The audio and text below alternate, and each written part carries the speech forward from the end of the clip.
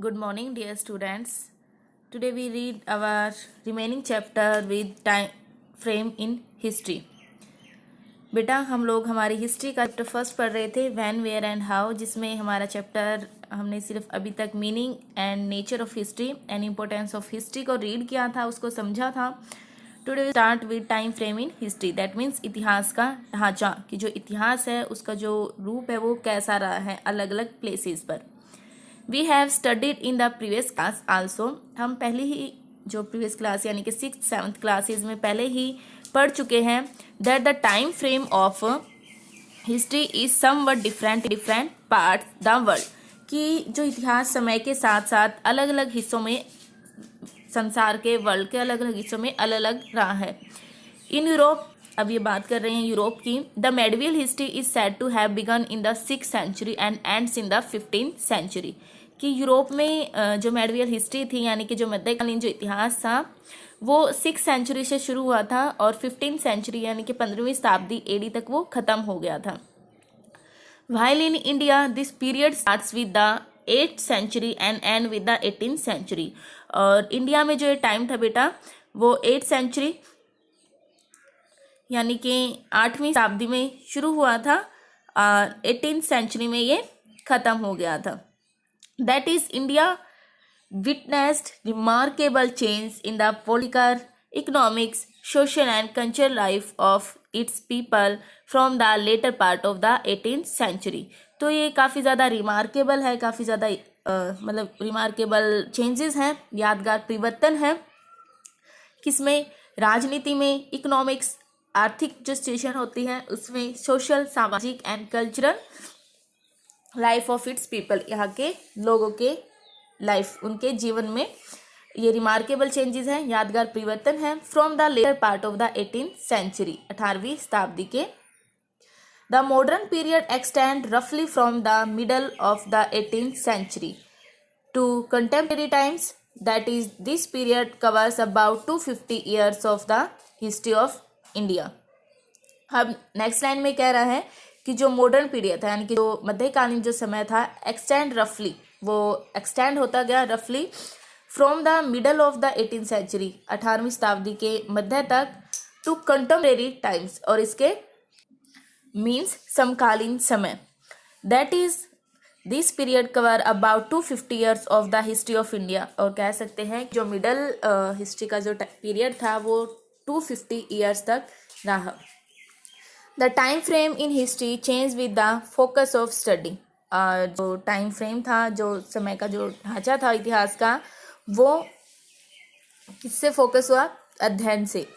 If our focus of study changes, अगर हम अपना जो फोकस था उसको चेंज कर लेते अध्ययन को, a new set of dates become important.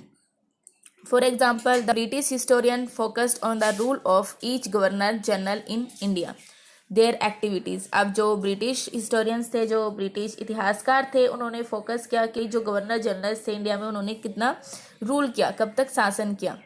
There activities, उनकी एक्टिविटीज़ कैसी रही, उनके क्रियाकलाप कैसे रहे, पॉलिसीज़, उनकी नीतियाँ एंड अचीवमेंट्स, और उनकी प्रगति.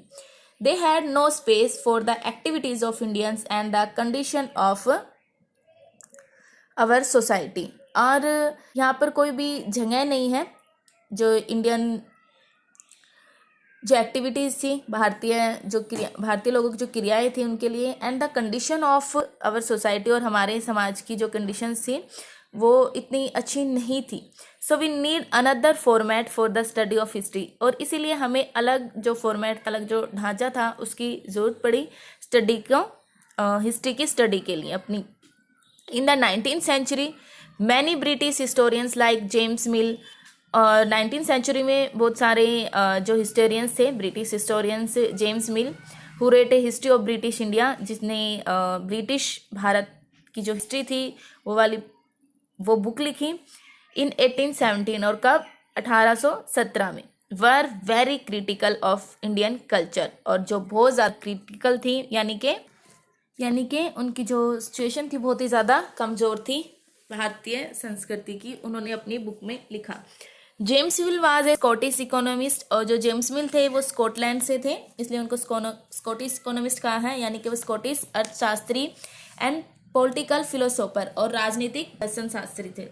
ही divide the history of India into 3 periods, और उन्होंने, याद रखना बेटा कि जेम्स मिल ने इंडिया की जो हिस्ट्री थी उसको 3 पीरियड्स में डिवाइड किया, Hindu, Muslim and British.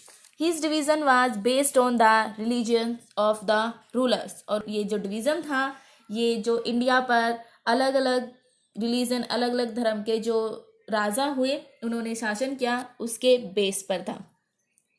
James Mill advocated that all Asian societies were at a lower level of civilization than Europe, और जेम्स मिल ने एडवोकेट किया था जितनी एशियन जो सोसाइटीज थी, एशियन जो समाज था, किससे, at a lower level of civilization than Europe, और यूरोप के जो सिविलाइजेशन था, यूरोप की जो सभ्यताएं थी उनकी लोअर लेवल यानी कि निम्न जो स्तर से एडवोकेट किया था एशियन सोसाइटी को।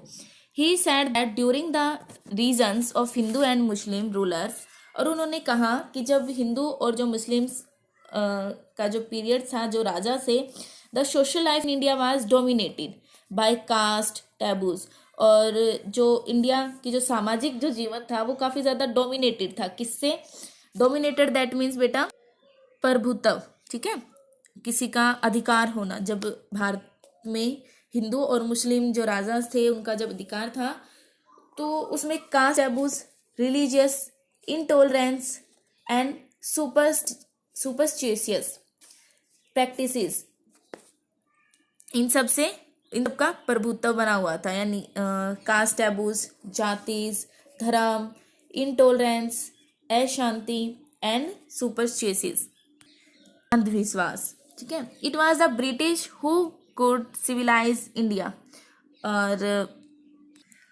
इस लाइन में बेटा ये कह रहा है कि यही वह ब्रिटिश था जो इंडिया को सिविलाइज यानी कि सभ्य बना सकता था। ही थॉट, वह सोचता था that India was not capable of progress without British help. उसने सोचा कि अगर इंडिया का जो डेवलपमेंट करना है, अगर उसकी अच्छे से विकसित करना है तो वो बगैर ब्रिटिश हेल्प के नहीं हो सकता। So he suggested that he British should conquer all parts of India to ensure the enlightenment and happiness of the people, और उसने सजेस्ट किया कि ब्रिटिश शुड कन्क्वेयर, दैट मीन कन्क्वेयर का मतलब होता है बेटा जीत, कि ब्रिटिश को अगर जो भारत है उनकी खुशी और उनकी जो पुष्टि करनी है तो उनके सभी जो पार्ट्स है, सभी जो हिस्से हैं उनको जानना होगा। But James division was full of drawbacks, और जो जेम्स का डिवीज़न था जिसमें जेम्स ने जो इंडियन हिस्ट्री थी उसको 3 पार्ट्स में डिवाइड किया था, वो ड्रॉबैक था, दैट मीन कि कमी, ये इसमें कुछ कमी थी। It was based on the religious of rulers, और ये बेस था अलग अलग धर्म के जो रूलर्स थे, अलग अलग धर्म के जो शासन करता थे उन पर। सो इट इग्नोर, इसलिए इसको इग्नोर किया गया the significant historical developments in the society, और जो इतिहास का जो विकास है उसके जो सिग्निफिकेंट है वो सामाजिक, आर्थिक और कल्चर्स पर डिपेंड होते हैं, इसीलिए जो जेम्स का जो डिवीज़न था उसको इग्नोर किया गया। Even rulers in ancient India did not share the same faith, और बहुत सारे जो रूलर्स थे एंशियंट, जो प्राचीन जो भारत था उसके, वो एक जैसा फेथ यानी कि सेम जो बिलीव नहीं करते थे किसी भी एक चीज़ पर। This division also ignored the rich diversity of the sub continent, और ये जो डिवीज़न था, ये सब कॉन्टिनेंट हमारा जो इंडिया था उसकी जो विविधता थी उनको भी इग्नोर करता था। In order to get a clear picture of the important change in history, historians generally divide the past into 3 periods. अब जो हिस्टोरियंस थे, इतिहासकार थे, उसने जो हिस्ट्री थी उसको 3 पीरियड्स यानी कि 3 अलग अलग समय डिवाइड किया। फर्स्ट था द एंशियंट पीरियड, प्राचीन समय, द मेडिवल पीरियड, मध्यकालीन समय, एंड द मॉडर्न पीरियड, और आधुनिक समय। इन 3 टाइम्स जोन्स में उसको डिवाइड किया गया हिस्ट्री को। In this case we shall study the history,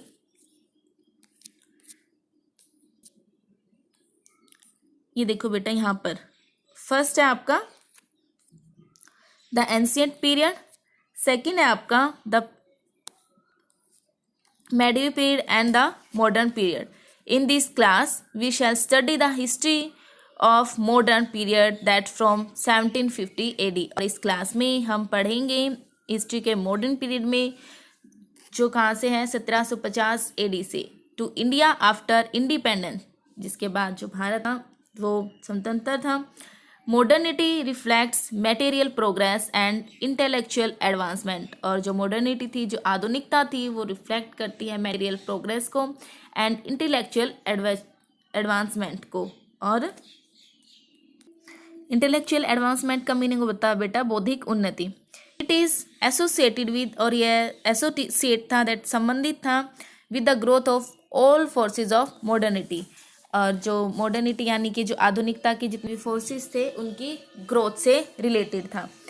like science, reason, quality, democracy and liberty.